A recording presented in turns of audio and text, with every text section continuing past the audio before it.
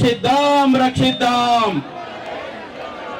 రక్షిద్దాం రక్షిద్దాం justice for welcome to వేదిక. గత కొంతకాలంగా బంగ్లాదేశ్ లో హిందువులపై దాడులు జరుగుతాయి. భారతదేశంలో ఉన్న హిందువులు ఖండిస్తూ అలాగే సంఘీభావ సభ అనేది ఏర్పాటు చేయడం జరిగింది. ఇక్కడ చూసుకున్నట్టయితే హైదరాబాద్ లోని ధర్నా చౌక్ లో ఆ సంఘీభావ సభను అయితే ఏర్పాటు చేసి ఈ సంఘీభావ సభకి దాదాపు కొన్ని వేలాది హిందువులు అయితే రావడం జరిగింది.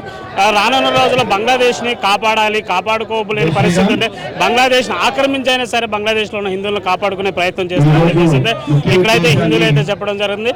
దాదాపు బంగ్లాదేశ్ లో ఇప్పుడు పరిస్థితులు అయితే దారుణంగా ఉన్నాయి. ఆ దారుణాల నుంచి ప్రజలను రక్షించుకోవాలి అని చెప్పేసి ప్రభుత్వాలు దీనికోసం చర్యలు తీసుకోవాలి. అలాగే హిందూ సమాజం కూడా మేల్కోవాలి, హిందూ సమాజం మేల్కొని ప్రజలను రక్షించుకోవాలని చెప్పేసి అయితే హిందువులు అయితే ఆరోపించడం జరుగుతుంది. ఇక్కడ చూసుకున్నట్టు హైదరాబాద్ లో ధర్నా చౌక్ లో సంఘీభావ సభను అయితే ఏర్పాటు చేసుకున్నాను.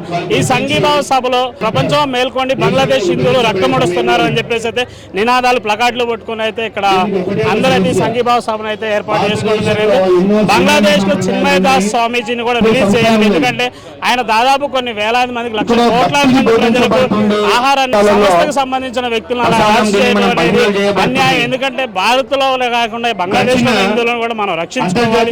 ఈ రక్షించుకోలేని పరిస్థితి ఉంటే హిందూ సమాజం అనేది అంతరించిపోతుంది. అంతరించిపోకుండా మన సమాజాన్ని మనమే కాపాడుకోవాలి. మనతో భారత్ లాగానే బంగ్లాదేశ్ కూడా హిందూ దేశం కాబట్టి ఆ హిందూ దేశాన్ని కూడా మనం కాపాడుకునే ప్రయత్నం చేయాలని చెప్పేసి చెప్పడం. అక్కడ ప్రభుత్వాలు కూడా సరైన ఆలోచన లేకుండా అనాలోచితంగా ప్రవర్తిస్తున్నారు కాబట్టి ఆ ప్రజలను అయితే రక్షించుకోలేని పరిస్థితి హిందూ సమాజాన్ని అయితే మనం కోల్పోవాల్సి వస్తుంది అని చెప్పేసి హిందువులు అయితే ఇక్కడ సంఘీభావ సభను అయితే ఏర్పాటు చేసుకోవడం జరిగింది. దీనికోసం హైదరాబాద్ లో ధర్నా చౌక్ ఏర్పాటు చేసుకున్న సభకైతే కొన్ని వేలాది మంది అయితే ప్రజలు రావడం జరిగింది. గతంలో చూసుకున్నట్టయితే భారత్ లో హిందూ దేవాలయాలపై దాడులు ఎలాగ జరిగింది, అలాగే హైదరాబాద్ లో కూడా హిందూ దేవాలయాలపై దాడులు జరిగి ఈ దాడులన్నింటినీ ఖండిస్తూ ప్రభుత్వ వైఫల్యాల కారణంగానే ఎన్ని దాడులు జరుగుతున్నాయి. గత ప్రభుత్వం కూడా ఇలాంటి చర్యలు జరిగినప్పుడు కూడా ఎటు పట్టించుకోలేదు. అలాగే కొంతమంది ఇప్పుడు ప్రస్తుతం కాంగ్రెస్ గవర్నమెంట్ ఉంది. ఈ కాంగ్రెస్ గవర్నమెంట్ లో దాదాపు కొన్ని 10-15 దేవాలయాల మీద దాడులు జరిగిన వాటి మీద కూడా పిచ్చోళ్ళుగా పరిగణిస్తున్నారని చెప్పేసి ఇక్కడ హిందువులు అయితే ఆరోపించారు. దీని అందరికీ కారణం ప్రభుత్వ వైఫల్యాలే కారణం అని చెప్పేసి అయితే ఇక్కడైతే హిందువులు ఆరోపిస్తున్నారు. మరి ఏదేమైనా కానీ రానున్న రోజుల్లో హిందూ సమాజం బతకాలి, హిందూ సమాజాన్ని గౌరవంగా ధైర్యంగా బతకాలి అంటే హిందూ సమాజాన్ని మనం కాపాడుకోవాలి. హిందువులారా మేల్కొండండి, అలాగే బంగ్లాదేశ్ లో హిందువులను కాపాడండి అని చెప్పేసి నినాదాలు అయితే చేయడం జరుగుతుంది. దానికోసం ఇక్కడ ధర్నా చౌక్ లో సంఘీభావ సభను అయితే ఏర్పాటు చేసుకున్నారు.